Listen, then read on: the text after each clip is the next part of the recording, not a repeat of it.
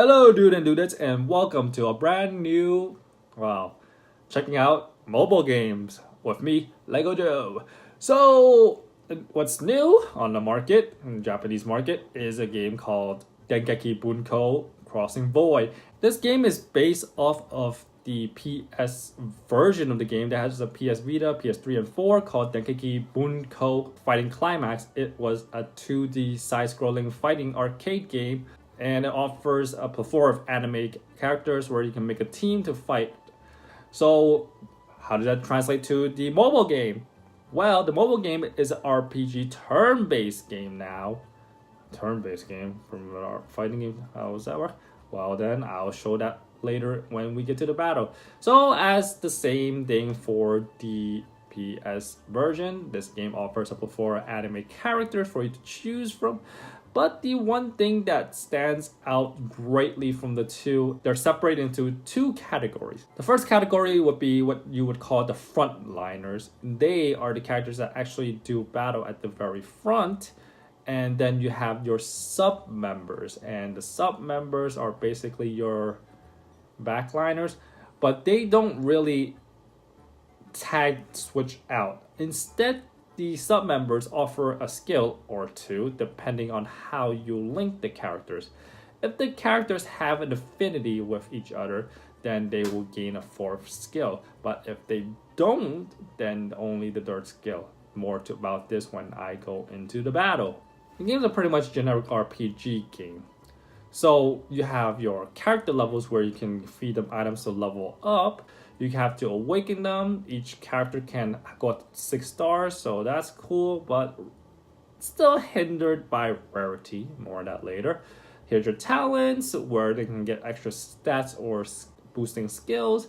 And here are your actual attack skills, which you can level up by having the actual requirements. Spend a little gold, which seems to be dropping like everywhere for me. And then you have your equipment, and you have to level up the equipment as well by using EXP potions, where you get it from doing events, missions, or even scrapping equipment that you don't need.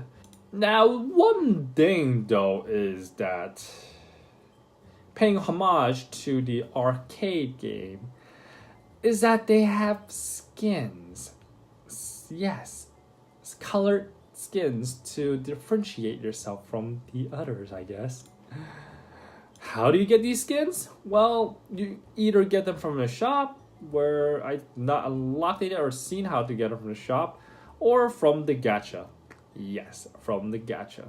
And the gacha is you have, in the gacha you have your frontliners that you could possibly get, your sub-members, and then there are the skins. And of course, as gacha all goes, it's all random. Oh my god. It's like fake Grand Order all over again, but probably even worse. So on to the fighting aspect of the game, which is most likely the meat of the game. Instantly, you notice two resources at the bottom. The blue is your skill resource, and the yellow is your special skill resource. All skills require skill points except for your basic attacks, which costs 0. Each character that's passed, you get 1 skill point. So there are 6 characters in each round. By the start of the second round, you should have 7 skill points, or depending on how the character order goes, you might get buggered out and have an extreme slow team.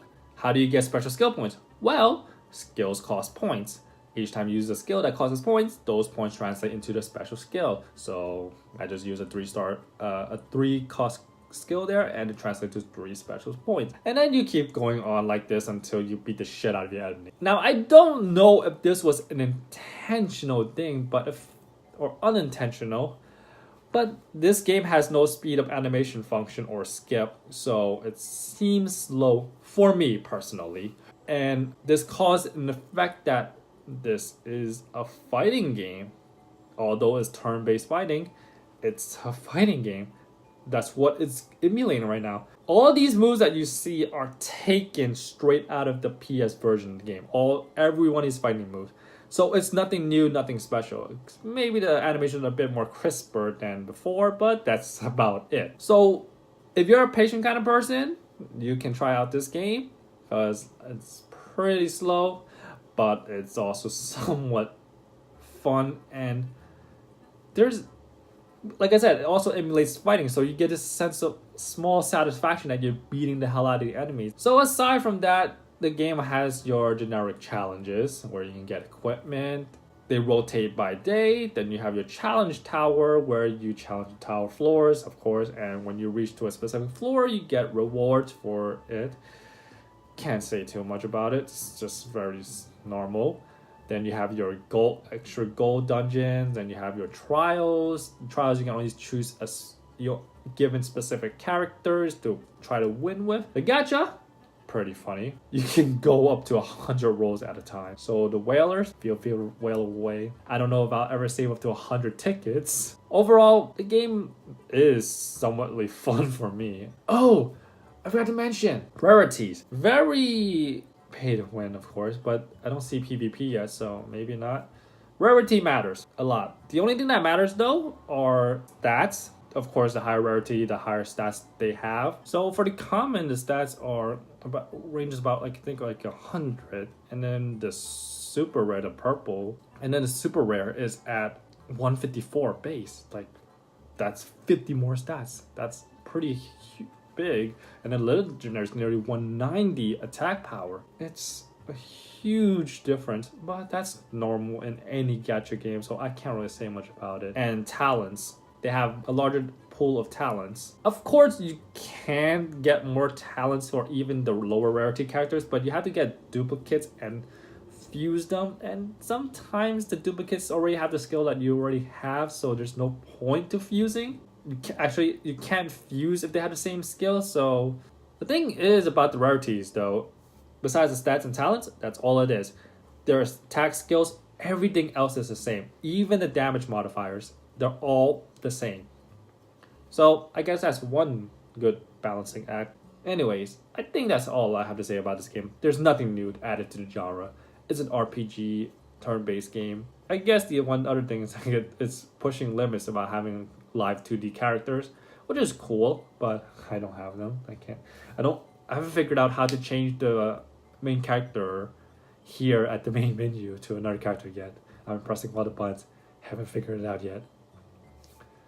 Anyways, like if you like this, subscribe for more, and I'll see you all on the next video. Goodbye. 今までとは違う環境で俺はどんな出会いをするのだろう Oh my god, I'm still playing this game. Holy shit. My level. I'm now at some sort of special level that I don't even know. I can't believe I'm still playing this game. Holy crap. I've reached a level that I don't even know. Apparently I could promote myself. I'm up to the mid game. Oh my god, I'm up to the mid game. And then I need to get to this part where I get promoted to the second class. It looks so cool. Look at this. Oh my god, look at that swing. So meaty. I love it. But I need to awaken my character. And it's so hard to awaken my character. I've been playing for so long, I've only got 31 of these goddamn gems. Oh my god. The only main reason why the heck I'm still playing this freaky ass game is the story. I've mentioned this before in my previous game. Check this game out review or whatever. But this game is literally just a goddamn cheap ass drama soap opera from Chinese or whatever. It's so cliche, it's so shitty, but I'm still just reading it. It's so bullshit. Oh my god, why the hell am I still playing? Oh my god, I leveled up! I need to level up. No wait, I didn't need to awaken, but I need to level up. How many more times? I need to get to 130. Oh my god, I need 58 more levels.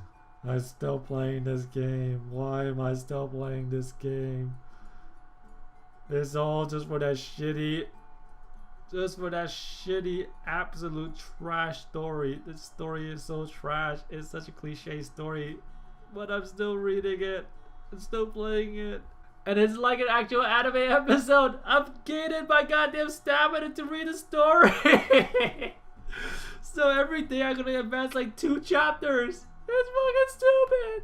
I've even unlocked cross-server PvP. The people here are so ridiculous. Look at that. 821,000 combat effectiveness. And I'm only at 333,000. Oh my god. And let's take a look at first place, I think. Is there first? Where are the rankings? I forgot how to check the rankings. Send help! I need help! Someone stop me!